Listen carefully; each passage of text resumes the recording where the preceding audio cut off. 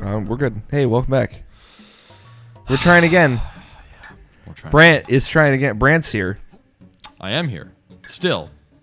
In body. My mind has been withered away. It's weird. I was considering taking the shackles off you, but I thought this would be a lot better. Just leave them on. Yeah. Yeah, so again, I don't buy this whole, like, oh, this is a maze, so we're not going to give you any sort of indication of where this thing is, because that's fucking bullshit. Actually, that's how mazes work. Oh,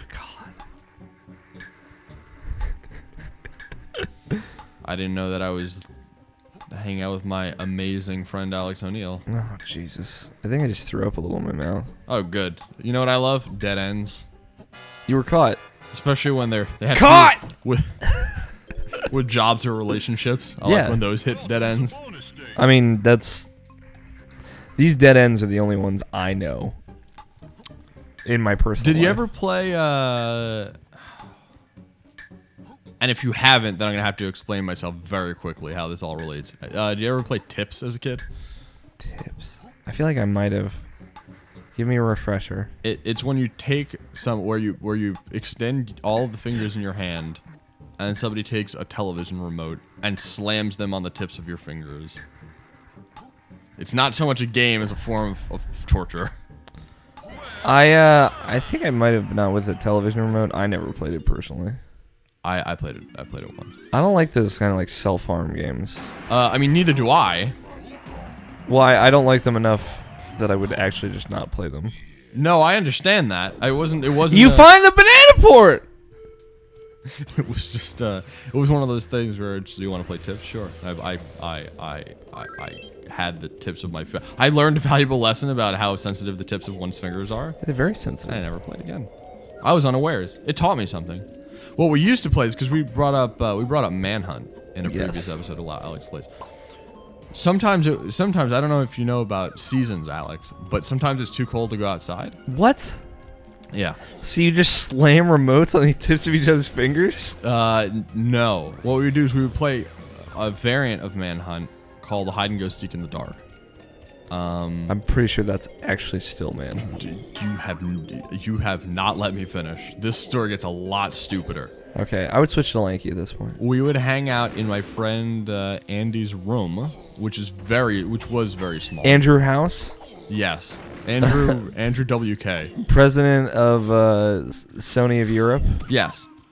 I didn't know you knew Andrew Andy. Jackson is his house. Oh, Yellow Coin. Okay. This shit's getting real. We'd hang out in his room, which was exceptionally small, but we are also like 10. And Hide and Go Seek in the Dark was... Yeah, see, you were exceptionally small at the time. Well, I hope, because you're a giant. Yeah, exactly. I hit my big growth spurt during my teens. Your tweens?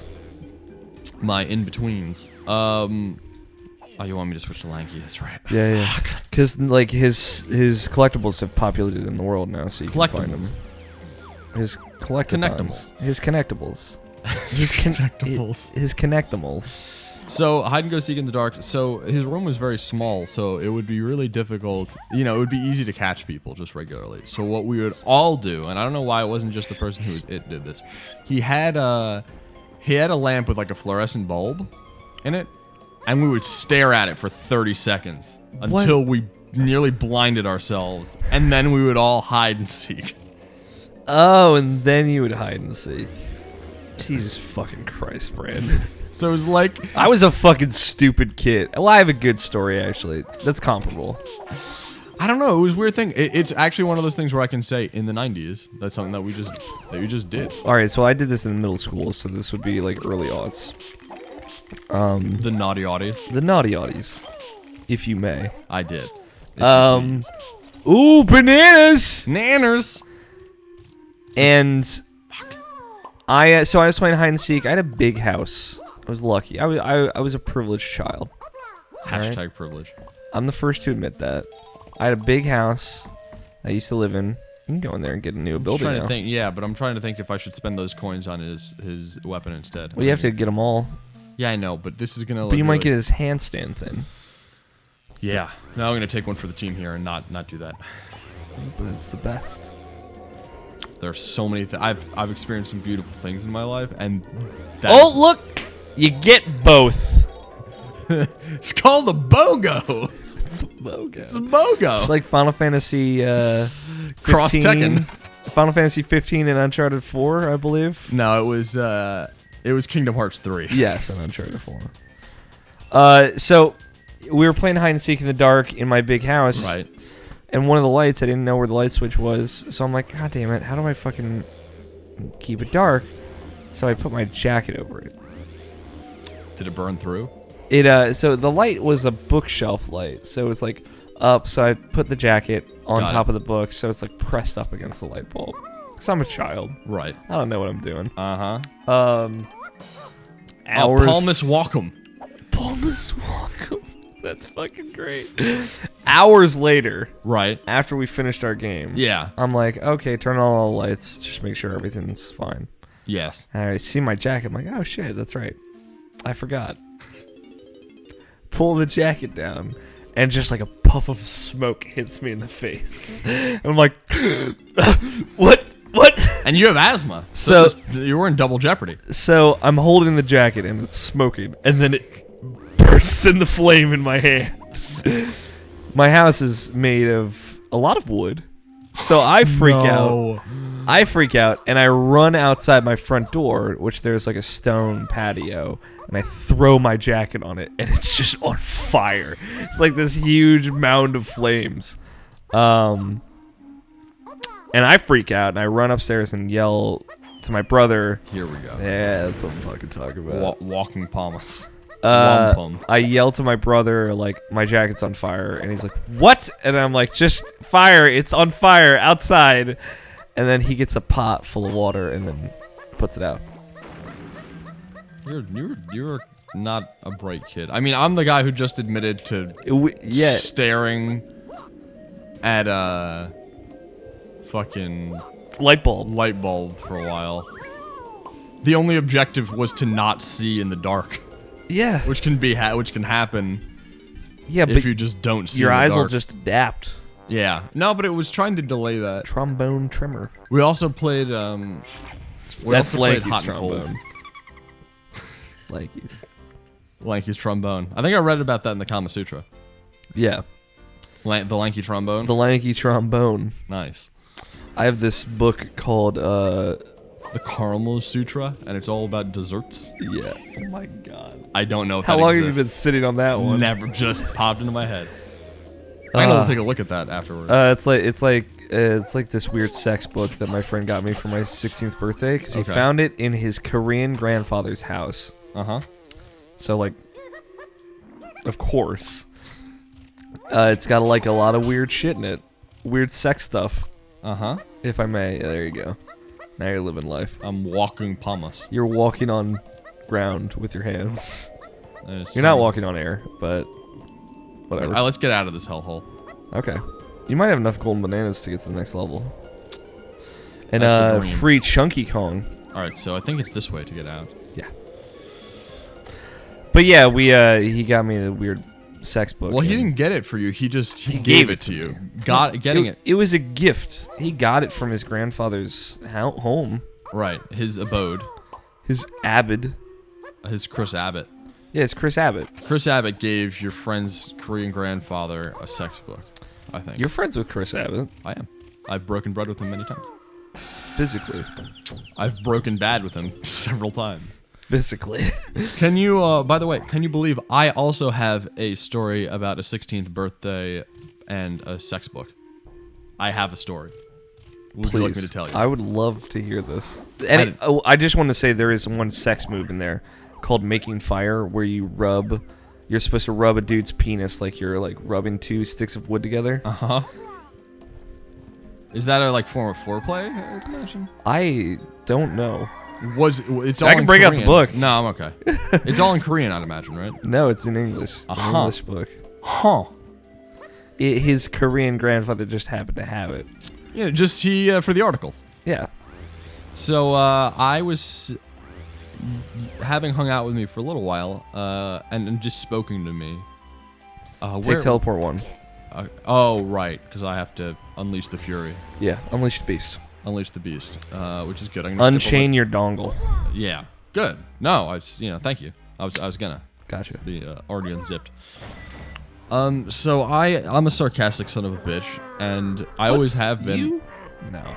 And I like a good laugh, and I'm also exceptionally respectful of people. Like I would never put somebody in like an awkward position purposefully, or like do something they would actually be uncomfortable with, because like that's really really lame.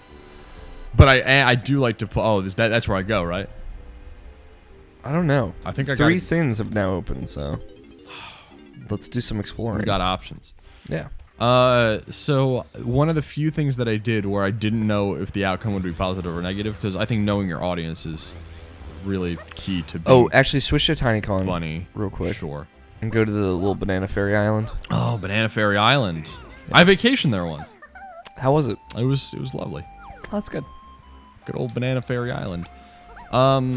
So I think knowing your audience and knowing like what people are actually like find funny or offend, where the line is key. So I gave my friend a book. I'm trying to think of it would still be in my Amazon list. You gotta get in the barrel. No, I want to play the saxophone. Okay, I like that the island's head is like a face, and it's the mouth. This little holes the mouth is like.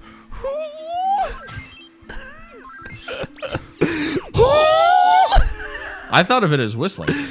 I can't whistle, so I would never think that. It's my proof that I can. There, you happy? Ladies. Anyway, so I got him a sex book. I got him a book about like how to have sex. How to Pound Town. No, but it was like a clinical book. It was like it goes over like safety and all sorts of other stuff. I think it was the name of the author was Dr. Ruth, and she would lay some stuff on you, and he thought it was hilarious, and he brought it up to his parents, and they both started cracking up and stuff like that. So I knew that it was that it was cool. Oh, good. I can talk. You got picture. You can take pictures now. Hit down. Again, every woman in this game. There you go. Is like busty. It's really weird. Yeah, gram that shit. That looks like some sort of a. Ugh, I want to get out of this. This is all the worst. These aren't pictures of food. Down on the sea. There you go. Right. But the great irony is, I dated this woman who actually I met at that same birthday party. Okay. And about a month and a half later, we got into a relationship. Why did you do we that? fell in love. Why did you do that? Because I wanted to illustrate how stupid this game is. We fell in love, and some great, had some great times for the year that we were together. And then she dumped me and got together with him, and I'm sure that the sex book came in handy. So yeah. It's weird. It's weird how that works. It was an educational experience for everyone. Yeah, it turns out, right? There's a little underground tunnel. That's my aim in this workaday world. Look at Tiny's little hands. They're tiny. Yeah. They're smaller than her body. That's generally how it. If your arms are like Lanky Kong, I guess. All right, give me a 10. Give me a 10. Give me a 10. 30. Oh, for F's sake. I think this is a different level, though. Yeah, no, that. Although in the Let's Play, they show you that this game is broken. So as long as we have. Well, you couldn't get 30 bananas, I don't think yet. No, but I'm just saying the game is so broken that if you have like donkeys like Gorilla Pound, Lanky's arms, you can stretch past. Yeah, you can stretch past and like hit the loading zone. Yeah.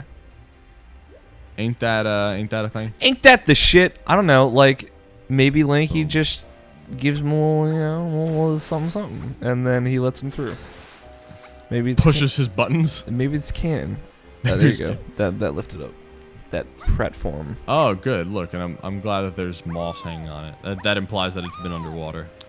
Yeah, I like the idea that the bottom half. Oh yeah, you can charge up now. Oh, and it slows me down. Let it go. So that's how you get rid of the like the little DK dirt mountains. Oh. I think you might have been able to do that from the start. No, because it took a crystal coconut. Yeah, it took a crystal coconut. There's no way. It took a Crucius crystal. Oh my god. It's another game. That is another game. Fucking dropping Hot Tales references until we die, huh? This game is exceptionally dull. I cannot see what's going on. Yeah, it's like pitch black in the capture. So. It's pitch perfect. It's pitch perfect. Silver Linings Playbook. It's a great movie. It's my favorite movie. Cinematic masterpiece. I know you told me about that. That is it's surprising. This is where we save Chunky. 15. You can do that. Yeah, I got a couple more nanners. Now that you've got that stomp ability or the charge ability, maybe. Well, that worked out. I think Chunky's got to open it because he's big. It's chunky. He's chunky. If Donkey Kong is a gorilla, what the fuck is Chunky Kong? A chunk.